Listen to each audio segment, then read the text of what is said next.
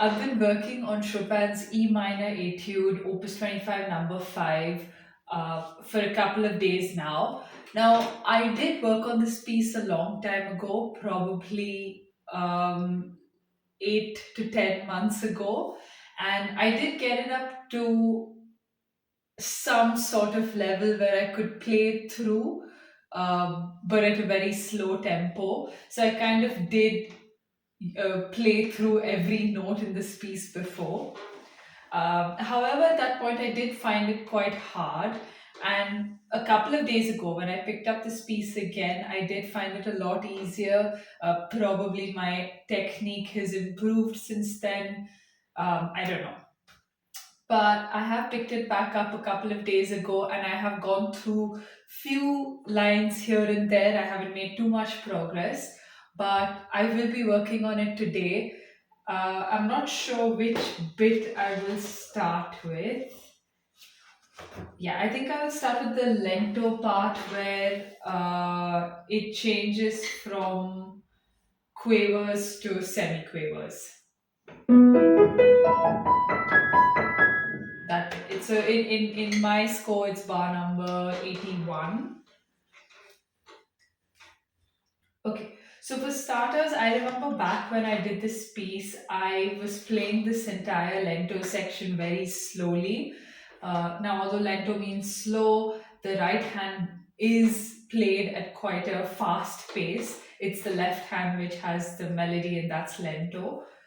So what I'm going to do is, rather than just playing through the notes as I remember doing some time ago, I'm going to try and see if I could incorporate some technique that could make me play it faster. So even if it doesn't mean working on the entire section, just bits and pieces here and there, but with the goal that I should be able to play it at a fast tempo. So even if I don't play it with clarity now, it's just that I want to incorporate the right technique.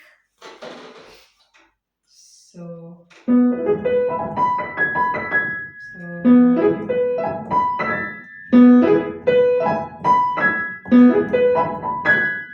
okay, so right off the start, it's an E major chord. I think it would help me to just work on jumping from E major with the B bass, jumping from E major with the B bass through the three octaves.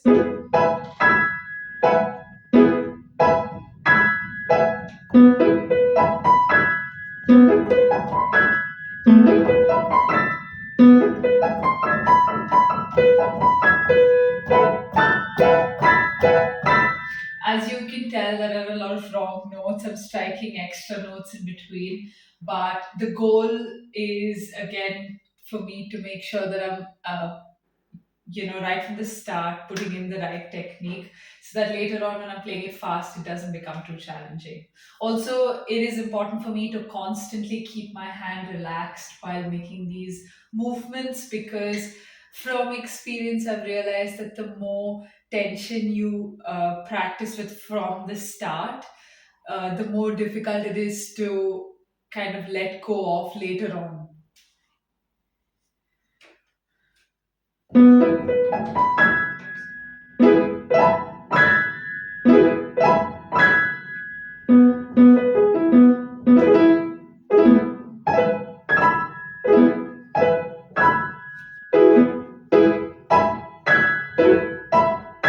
So, as many variations of this E major as possible. Uh,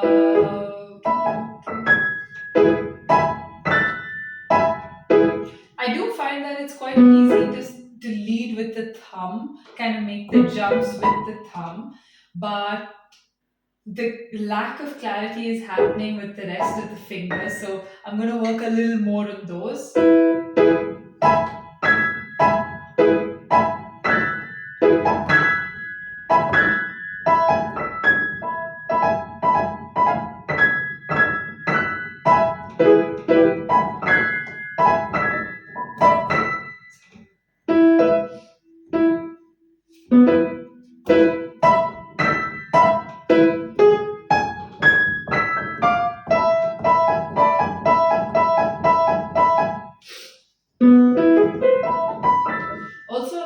sure whether to use my fourth finger on G sharp or the third. I think the fourth finger is coming a little more easily to me, so I think I'll stick to that.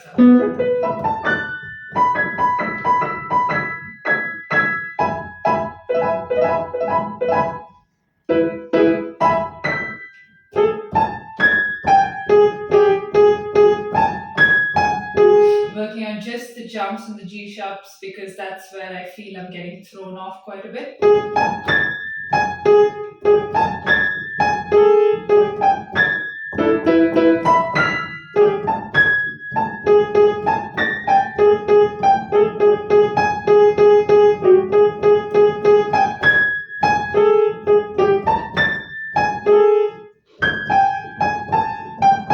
Goal again isn't to get correct notes, it's just to make sure that I'm playing it as loosely as possible.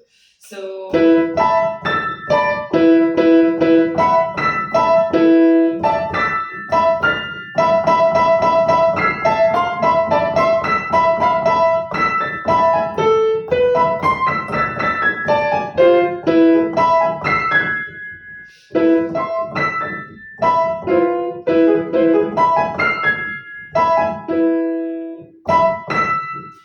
this method of practicing where, you play so many notes incorrectly, but you're trying to make sure that your technique doesn't falter through the playing.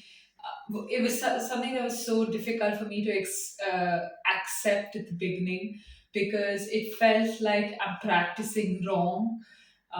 Since I'm practicing wrong notes, that means I'm kind of moving away from the goal. But over a period of time, I realized that it's easier to pick up correct notes rather than correct technique after you've learned to play the notes. So yeah, so my goal with playing fast pieces right from the start is going to be to make sure that I'm not practicing fear, as in, let's say, with these jumps. It's so easy to sort of parachute your way down and hold on to a little bit of tension just so that you strike the right notes, but it does have a lot of negative effect later on. So even though a lot of my notes are incorrect, I'm okay with it. I might do this a couple of more times and then move on to the next group, which I think is a. Oh no, I have to come down as well. So it's an E major while going up, and then it's another chord while coming down. So I'm going to do the E major again. Uh, Maybe this time I'm going to work on playing the tonic triad of E major in root position, just jumping from one octave to the next.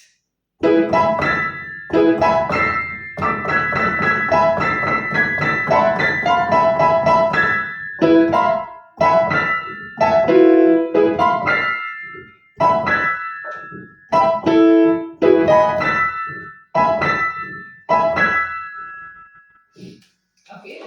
Then while coming down, it's B major. So.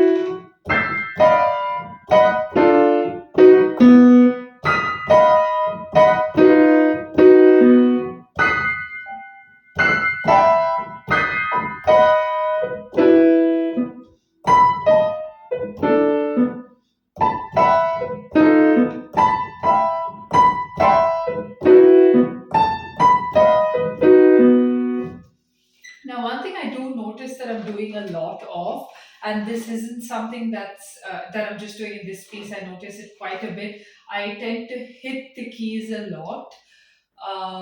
Now, that definitely affects the sound. It makes it a lot more harsh. Um, but also, it has caused me to have a lot more cuts or probably like a little too much of a physical impact on my fingertips, which has led to, let's say, cuts in my fingers which haven't really healed because of the constant impact. So that's something I do want to work on, and I will figure out how to go about it. But for now, I'm kind of just continuing with the way I know, and maybe I'll check with my piano teacher about it or figure out what's the best thing to do.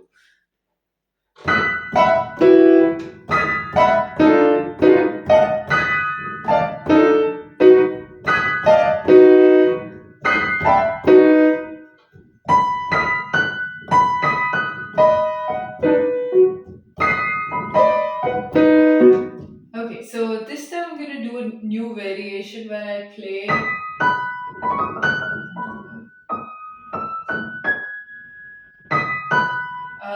this pattern, which is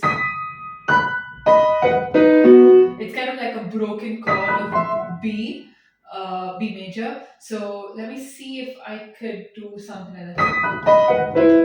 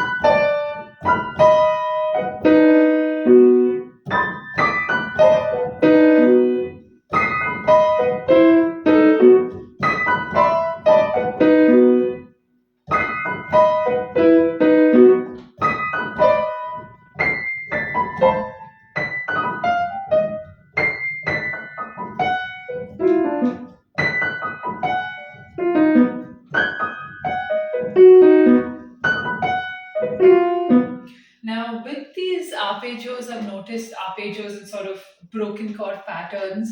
I've noticed with myself, and I guess it's a common problem with other people as well. The turn, if you're trying to do a smooth legato turn, it does uh, cause a lot of time waste if you're trying to play it fast. So, in a situation like this, uh, where there's a bit of a turn to do, rather than making the turn smooth, it's better for me to do a jump.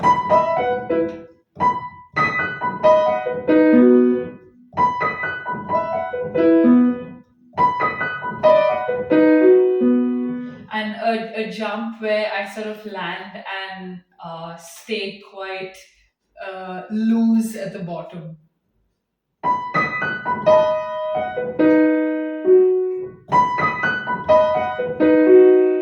Yeah, okay, I'm okay with the B part for now. Let me go on to the next bit, which is the C sharp minor with the G sharp bass. Starts on a G sharp rather. Oh, sorry, my notes are wrong.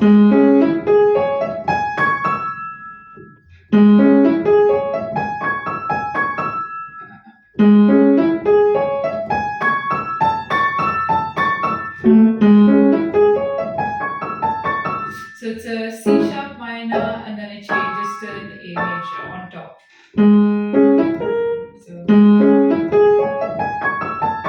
okay, here I can already foresee a problem because it's black notes. It's so much easier to sort of slip off these slender notes, slender keys as compared to white keys. So I'm just going to work on that bit a little more. The black keys specifically, the jumps over the black keys. So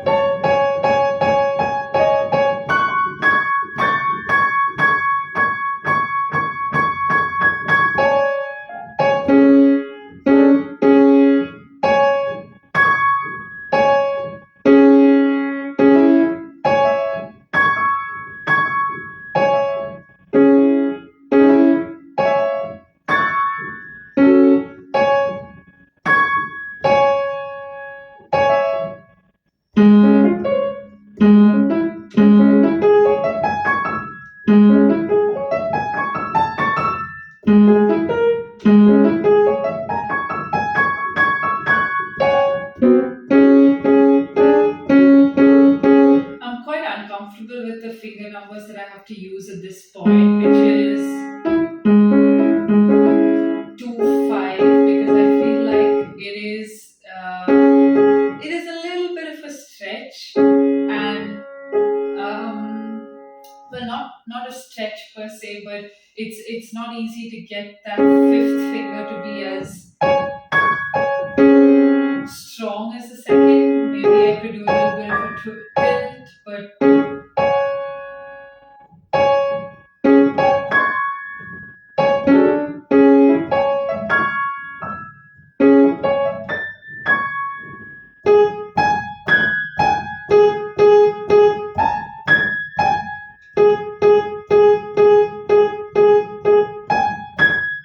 okay, I'm not going to overdo that just because it could cause a bit of a strain.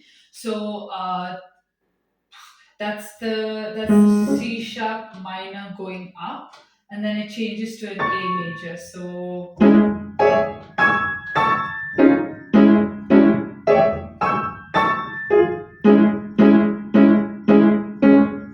another thing I'm still a little confused about is whether to use my third finger on the E of the C sharp minor chord or the fourth. It seems like the third is the best option when I'm playing it slowly, but somehow when I'm playing it faster, my fourth finger automatically sort of sits on that note.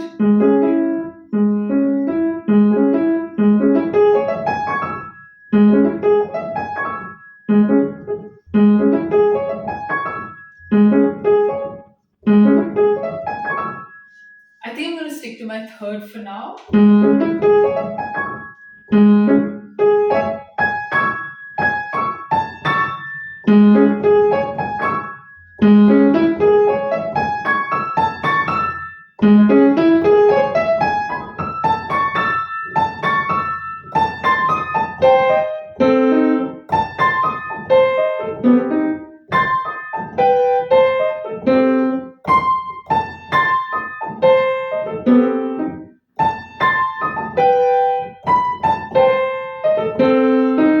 Okay, I'm going on to the next pattern, which is an A diminished chord.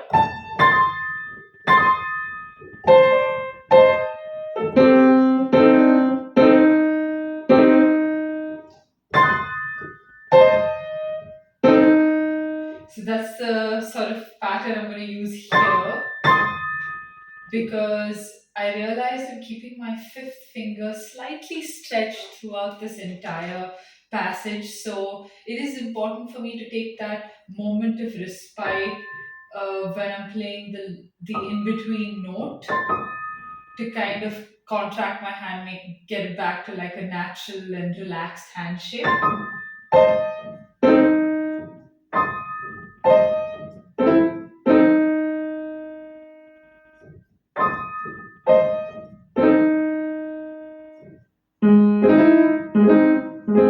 And then it goes to a B major.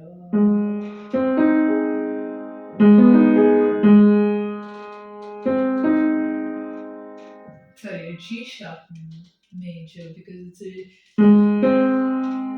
yeah, G sharp major.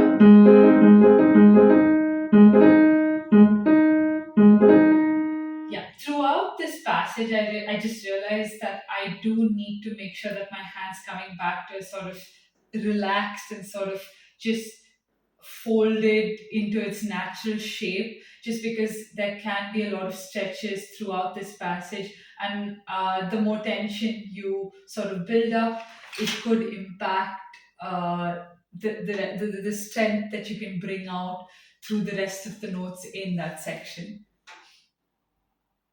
Okay, so I'm going to continue with the rest of this section, the entire Leggero section. Um, and I'm just going to, rather than doing it as is written, I'm going to try and play it as chords, broken chords, whatever helps me best.